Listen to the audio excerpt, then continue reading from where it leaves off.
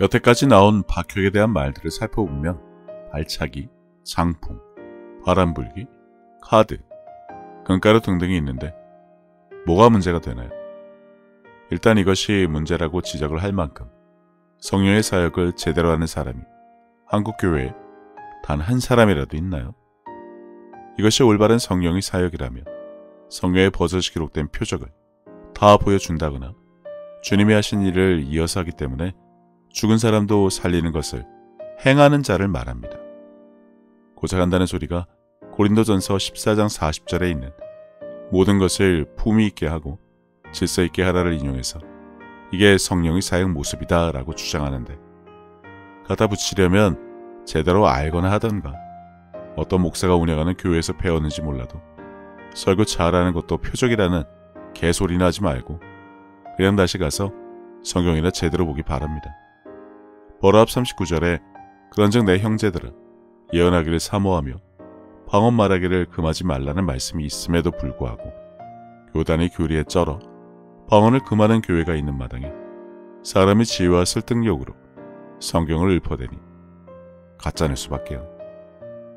아무튼 한국교회에 그런 자가 당연히 없죠. 방언도 제대로 못하는 마당에 죽은 자를 살리는 것은 박혁도 하지 못합니다. 하지만 외국에는 이런 경우가 아주 많죠. 그럼 일단 박혁도 성령이 쓰시는 사람은 맞지만 더 성장해야 할 부분이 있다는 것입니다. 객관적인 입장에서 봐도 성장을 해야 할 사람의 눈에 고작 표정 나타낸 것 가지고 호들갑을 떨면 어처구니 없을 겁니다. 하기사 그게 한국 목회자들 수준이니 어련할까요? 누구나 다 압니다.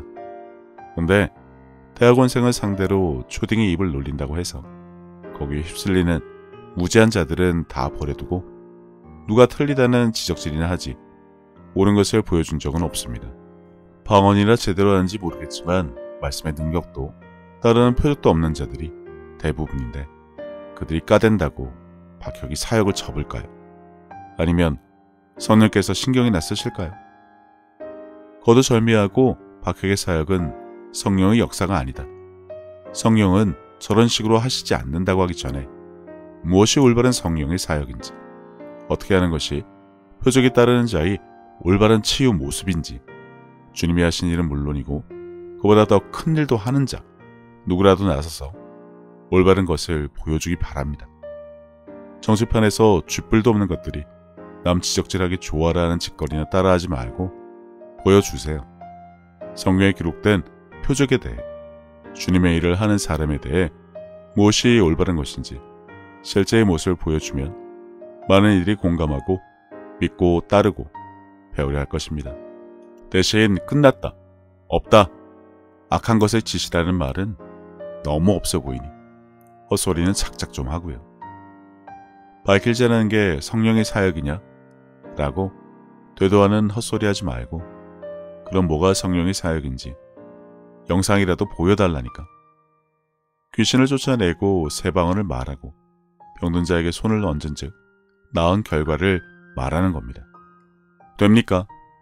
있어요? 당연히 없죠. 그러니 당신들이 여태 짓거린 건 모두 그냥 지나가는 개가 짖는 것으로 밖에는 보이지 않습니다.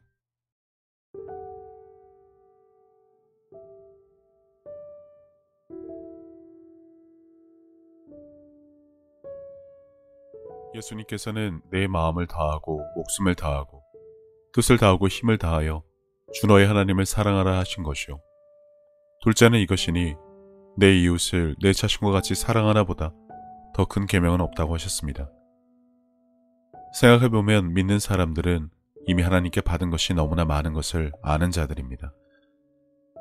예수님을 통해 죄사함과 구원을 받은 것부터 시작해서 살아 숨을 쉴 수 있는 공기와 바람, 맑고 푸른 하늘과 마실 물, 그리고 땅과 그 위와 아래의 많은 것들, 이미 오래전부터 내 주변에 있어 왔으니 당연한 것으로 여기며 우리는 여전히 값없이 공짜로 받아 그것들이 감사함을 잊고 살기는 했지만 그런 것 말고도 하나님으로부터 받은 사랑과 평안에 대해 생각하자면 끝이 없습니다. 하지만 사람은 하나님으로부터 받은 그 많은 은혜를 갚을 방법이 없습니다. 그래서 하나님께서는 내 이웃을 내 몸같이 사랑하는 것으로 그것을 대신 갚으라고 하신 것인지도 모릅니다. 그리고 지극히 작은 자에게 한 것이 곧 하나님께 한 것이라고 하셨으니 그분의 은혜를 알고 그분을 닮아가는 삶을 살아가야 한다면 지금 내가 살아가는 삶의 방향이 하나님과 나의 이웃을 사랑하는 올바른 길 위에 있는 것인지 한 번쯤 점검해 봐야 하지 않나 싶습니다. 이와 같이 하나님의 뜻, 그분이 기뻐하실 일이 무엇인지 알고 내게 주어진 소명을 다하기 위해 끊임없이 힘쓰고 노력하는 것도 크리스찬들이 마땅히 해야 할 일이 아닐까라는 생각을 해봅니다. 이제는 세상 유행에 따라 요동치던 내 마음을 모두 내려놓고 혼자서 하나님의 뜻을 헤아리는 시간을 가져보시기를 권해봅니다. 하나님은 세상 모든 사람들을 사랑하십니다. 그렇기 때문에 당신이 사랑받기에 마땅한 사람인 것처럼 당신의 가족도 이웃도 그분에게는 마찬가지로 소중한 자녀들입니다. 당신이 어려운 상황을 겪었을 때 하나님께서 당신의 삶에 관여하실 수 있도록 마음의 문을 열고 그분을 신뢰하며 동행하는 삶을 살아왔듯이 이제 당신도 다른 사람들에게 먼저 다가가서 손을 내미는 귀한 삶이 되어주시기를 바랍니다.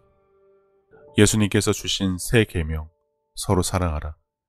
저도 늘 제 자리에서 최선을 다하여 섬기고 사랑하며 살도록 하겠습니다. 감사합니다.